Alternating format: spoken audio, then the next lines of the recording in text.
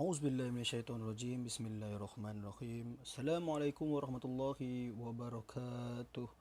Alhamdulillahirabbil alamin wassalatu wassalamu ala Rasulillah wa ala alihi washabihi ajmain. Jadi alhamdulillah, bersyukur kita kepada Allah Subhanahu wa taala kerana hari ini Allah Subhanahu wa taala memberi kita peluang untuk sama-sama kita teruskan pembelajaran kita, walaupun sekali lagi ustaz ingatkan daripada segi talian saja ataupun daripada online lah dalam bahasa Inggerisnya. Jadi insya-Allah untuk mata pelajaran Imla pada hari ini kita akan sama-sama mulakan pembelajaran kita pada pelajaran yang pertama. Hari ini kita akan sentuh pada unit 1 dahulu. Awak semua boleh tengok dalam skrin yang ustaz share ni. Dalam pelajaran pertama ni ada 3 unit.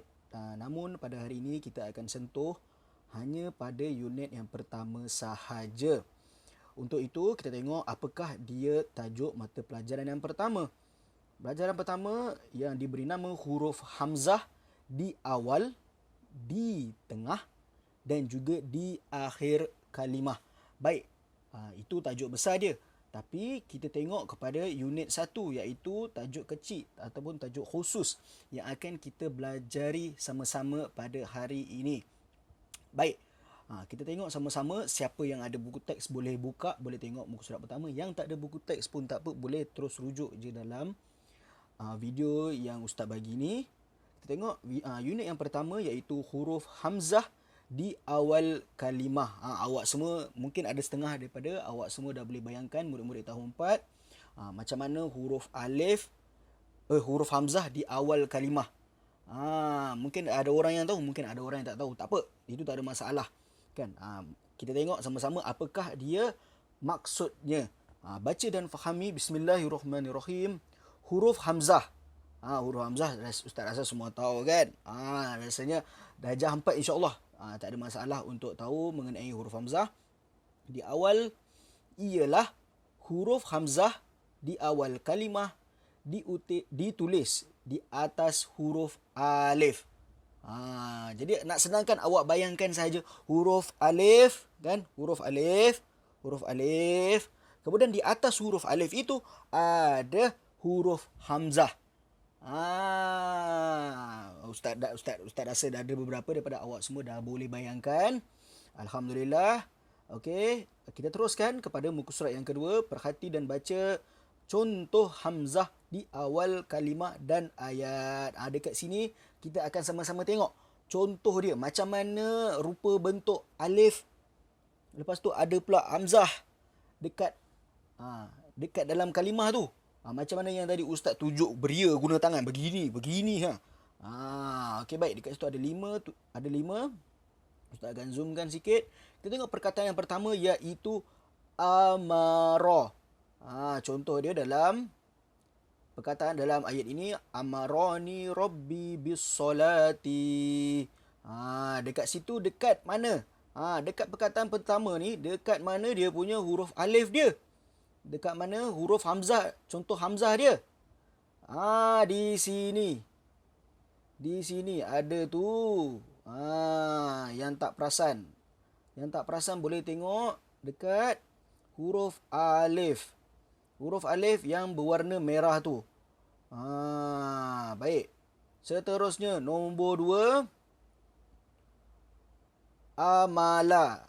Dekat situ ada alif. Dan juga kita tengok dalam ayat ini, amali muallimun. Amali muallimun. Baik. Kalau awak semua perhatikan, dia mesti ada satu persamaan. Nombor 1 dengan nombor 2 ni iaitu huruf alif, kemudian di atasnya adalah huruf hamzah. Yang penting di awal kalimah. Di awal kalimah tu maksudnya apa, ustaz? Di awal kalimah tu maksudnya dia berada pada depan kalimah. Depan perkataan tu ada huruf alif, ada huruf hamzah. Dekat depan perkataan tu. Di awal kalimah, bukan di awal ayat. Ayat panjang. Ini kalimah. Contoh macam ni, amali muallimun. Okey, kita tengok pula dekat nombor 3, abun. Dan maksud pula. Dan dia punya contoh dia, Abdullah bin Abi Aufi.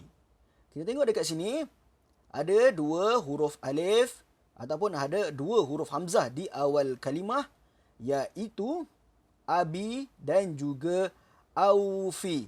Kita tengok kedua-duanya mempunyai karakteristik yang sama, iaitu huruf hamzah berada di awal kalimah.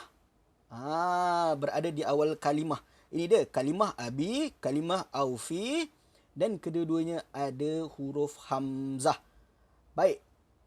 Ustaz rasa tiga-tiga contoh tu moga-moga awak semua boleh faham.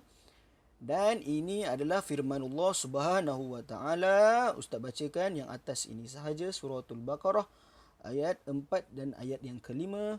وَالَّذِينَ يُؤْمِنُونَ بِمَا أُنْزِلَ إِلَيْكَ وَمَا أُنْزِلَ مِنْ قَبْلِكَ وَبِالْآخِرَةِ هُمْ يُوقِنُونَ أُولَئِكَ عَلَى هُدًى مِنْ رَبِّهِمْ وَأُولَئِكَ هُمُ الْمُفْلِحُونَ. Baik. Dekat ayat ini ada beberapa contoh. Ya Ustaz rasa mesti dah ada yang perasan. Baik, kita tengok apa contoh yang pertama. Siapa boleh bagi tahu? Bagus tu. Yang itulah dia.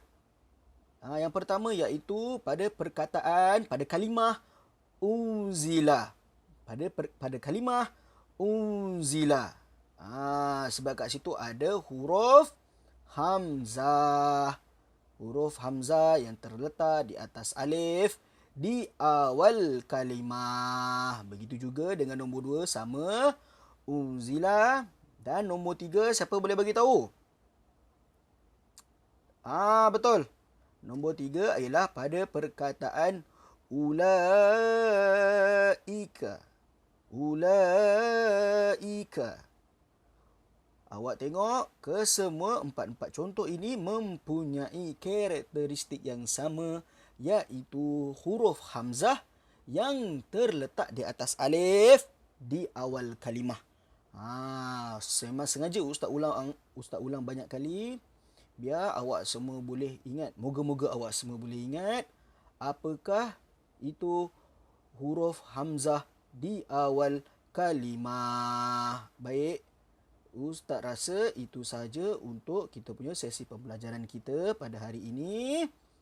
Jadi untuk itu, mana ni? Tak ada.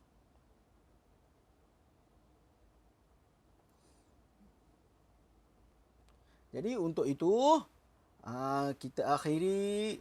Ustaz tinggalkan awak dengan latihan. Iaitu latihan ini, Ustaz minta untuk awak semua tulis di dalam buku tulis awak. Yang tak ada buku tulis, salinlah dalam kertas ke apa ke. Nanti Ustaz akan sediakan Google Form untuk tulis. Siapa yang dah siap latihan boleh tulis nama dekat situ. Kenapa Ustaz buat macam tu? Sebab nanti untuk rujukan Ustaz lah. Kan Ustaz akan share dekat dalam grup besar dan Ustaz akan bubuh lah dalam grup kelas juga, insya-Allah, setiap Google Form tu. Baik, arahan dia senang. Ustaz ulang balik. Awak buka muka surat yang keempat. Awak salin nombor 1, nombor 2, nombor 3, nombor 4, nombor 5 ni. Dan kemudian awak gariskan. Gariskan. Itu yang penting.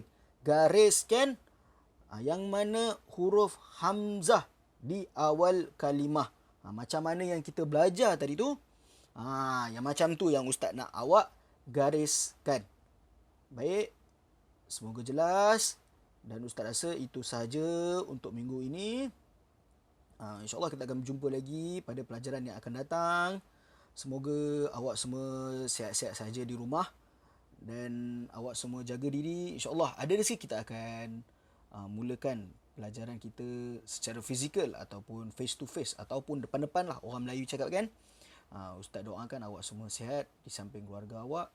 Dan Ustaz doakan semoga apa yang kita pelajari pada hari ini diberkati oleh Allah Subhanahu Wa Taala dan diterima sebagai salah satu amal ibadat kita, insya-Allah. Wabillahi taufiq wa hidayah. Wassalamualaikum warahmatullahi wabarakatuh.